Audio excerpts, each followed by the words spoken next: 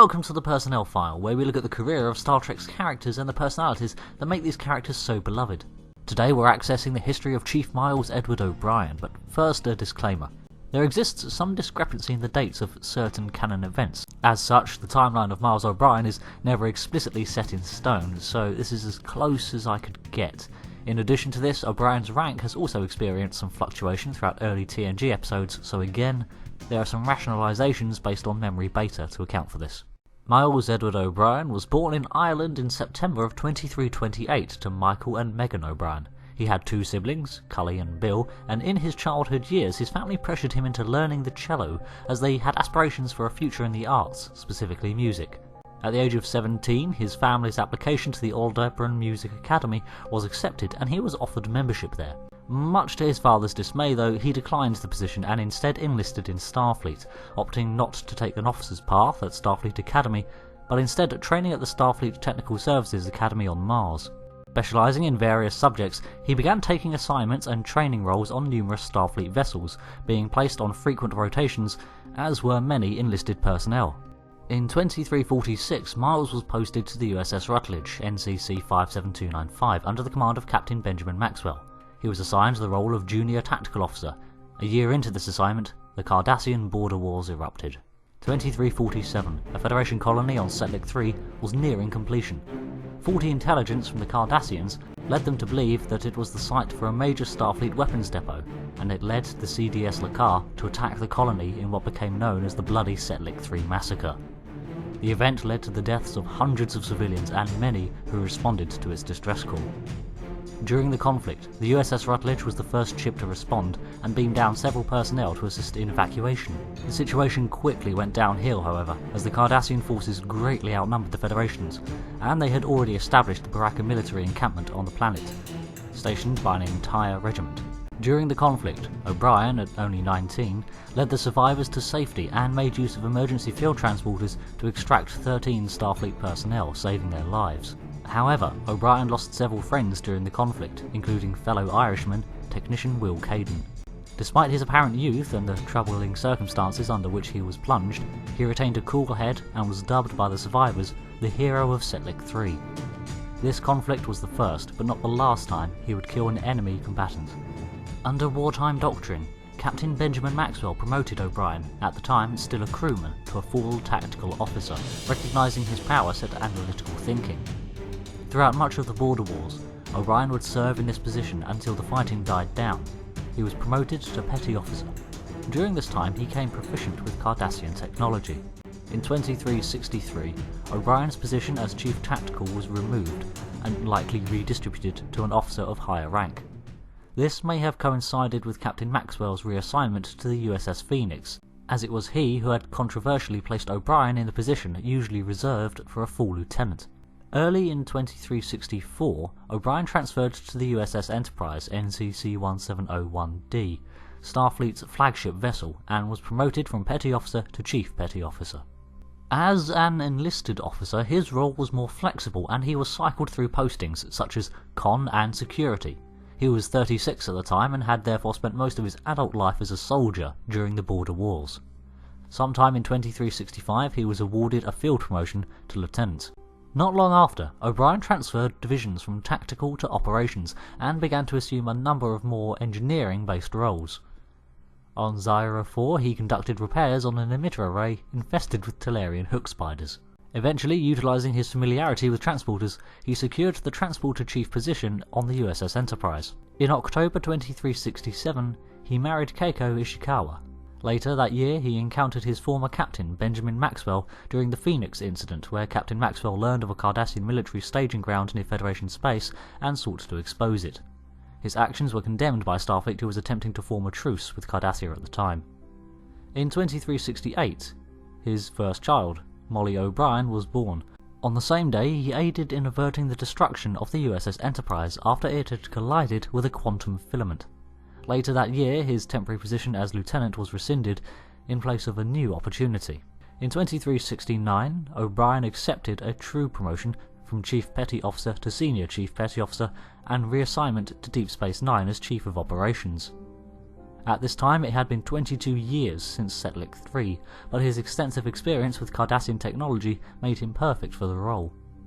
He was instrumental in allowing the former Cardassian mining station to break orbit from Bajor and secure the Alpha Gamma Quadrant wormhole. Miles O'Brien suffers an official reprimand for violating the Prime Directive and aiding a Gamma Quadrant prey species called the Tosk evade its pursuers. In 2370, O'Brien was replaced by a Paradan replicant with orders to disrupt the peace talks being held on DS9. The real O'Brien was recovered by rebel forces days later. Then, that same year, he was accused and acquitted by the Cardassian Union of aiding the Marquis. In 2371, he was technically killed in action during an incident where he was displaced in time by 1 hour, but his future self survived. In this year, he underwent humeral socket replacement surgery after a shoulder injury. He was sentenced to 20 years of virtual prison on Argaratha, where he experienced this time in mere hours. This had long-term psychological effects on him as he acclimated to the real world once more. By the year 2372, he had served on at least 6 Starfleet vessels, including the USS Defiant, the USS Enterprise, and the USS Rutledge, and several more, likely during his time as a crewman. A year later, his second child was born, involving an unusual medical transfer.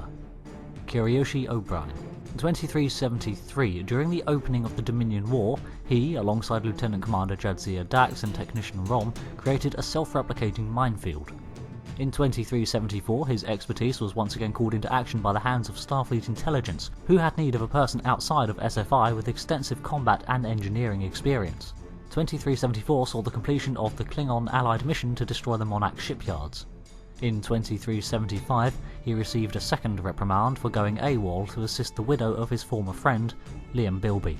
After the conclusion of the Dominion War, he was offered the position of Professor of Optronic Systems Engineering at Starfleet Academy, and accepted the teaching role, relocating with his family to Earth. Throughout his life, Miles O'Brien has shown favouritism for intricate work, learning an instrument, building ships in bottles as well as other model building. He has demonstrated a high level of hand-eye coordination. It's this technical challenge that motivates him to complete tasks, more than the love of arts themselves, as can be seen by his opting to refute a career as a musician, despite his obvious talent for it. This applies to cooking as well, often sourcing the ingredients himself and preparing dishes with non-replicated ingredients when available, just as had been done in his family for years. He had many hobbies throughout his life, most involved high levels of hand-eye coordination like darts, model building as mentioned, and playing an instrument, but he could often be seen trying out new hobbies frequently. This occurred most after he formed a strong friendship with Julian Bashir, who was 13 years his junior, and the two of them engaged in numerous sports, such as racquetball, though Miles's love of kayaking preceded almost all of these. He shows a strong distaste for murder in any form, self-defense or not. This stems back to his early involvement with the Border Wars, where he has stated that he hated what he became because of the Cardassians. Conversely, that conflict is a recurring part of his life, persisting throughout several of the Federation's bloodiest wars, and as Garrick has pointed out, he spends much of his time in the holosuites reenacting ancient battles from Earth's history.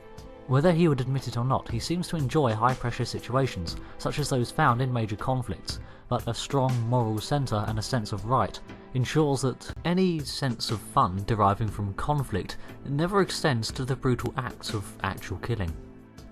In fact, his career path could have been seen to have been influenced by this moral centre, at odds with his proficiency at tactical combat and a sense of duty. After his actions as tactical officer aboard the Rutledge, he applied for and was accepted aboard the Enterprise. But why? His duties and responsibilities were clearly reduced because of it. Well, for a start, he had probably had enough of war, and with the fighting along the Cardassian border dying down, he saw it as a lessening of his obligations to fight. With the end in sight, it was time he sought new pastures. The USS Enterprise represented the Starfleet ideal, exploration and diplomacy. These ideals he had been fighting to uphold in a very literal sense. It was the flagship, and a posting there was coveted by many.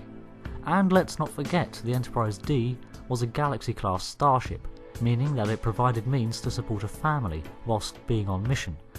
After all, it was here that he married Keiko and started his family. And family is the most important thing. Accepting a posting on DS9 continued this trend of providing a safe environment for his family. After all, the Enterprise, Galaxy-class or not, was still a starship in deep space, and often a high deal of risk was involved.